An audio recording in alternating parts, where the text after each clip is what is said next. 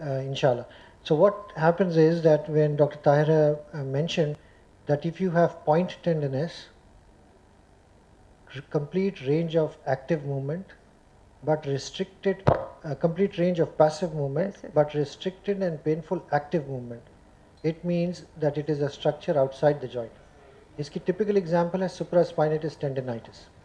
Rotator cuff, if the trainees know that rotator cuff is a collection of muscles which support the shoulder joint, because the shoulder joint socket is a shallow socket.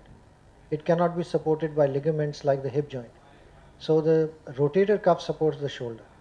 The supraspinatus tendon passes from the supraspinatus fossa on the scapula, then moves over the shoulder joint and is inserted onto the tip of the shoulder. It is responsible for the first 30 degrees of abduction at the shoulder. So the syndrome that Dr. Saab is talking about, Professor Saab, is that if you start abduction and it is painless, then you get a painful range of abduction, then it becomes painless again.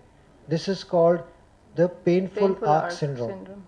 And the painful arc syndrome is highly suggestive of shoulder impingement of the supraspinatus tendon during abduction. And that is a clue that we use. The other modalities of checking which component of the rotator cuff is at fault is demonstrated predominantly by tenderness and demonstration of painful active movement. For example, retraction of the shoulder or extension of the shoulder in abduction. Right. Now with the legs, with the patient lying on the couch, assess for full flexion and extension of the knees, feeling for the crepitus. We all do it in routine. With the hip and knee flexed to 90 degree, holding the knee and ankle to guide the movement, assess internal rotation of each hip inflection. Okay. I think it will be difficult to do. Just sit. In the clinical setting, many of our patients come with on the wheelchair or find it difficult to go up on the couch, elderly. So what I tend to do is just, if I'm sitting on a chair, it may be a crude method, but it's a practical one. So what I do is I bring my chair next to the patient. I tell the patient to stretch the leg.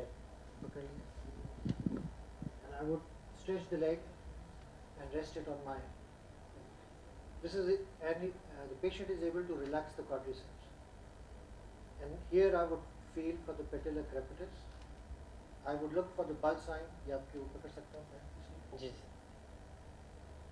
And when you come to the knee joint, we'll demonstrate a little more things. We'll relax. So you see, when he relaxes, I'm able to move his patella. And if I can move the patella, that means his quadriceps is relaxed. I'll be looking for crepitations, feeling for crepitations, looking for swelling, and doing a few maneuvers which we'll come to, which is the bulge sign to look for effusion and the patellar tap. The patella, if you try and move your patella when it's relaxed and you press it, it will just swivel. But if you have an effusion in the knee joint, the patella is lifted above the knee joint surface, and when you press it firmly and rapidly, it will do this. This is called a patellar tap. If, however, you do it slowly, the fluid is displaced gradually and you will not get the tap. So the trick is that you do it. Sorry. Okay. The internal rotation and external rotation of the hip, I'm using the patient as an assistant here, is I tell the patient to take this leg and put it here. Achha, right. And this is external rotation of the hip. And I would like to see how much I can bend his knee down. Then I would test the other one. And this is a very good test for hip external rotation. And so it tests the hip external rotation. But what one needs to remember, in early hip disease, the first movement that is compromised is the internal rotation of the hip. And if you try and do this to the patient, then they will feel pain. But the more convenient thing to assess is hip external rotation. That's why we do it in the clinic in this way.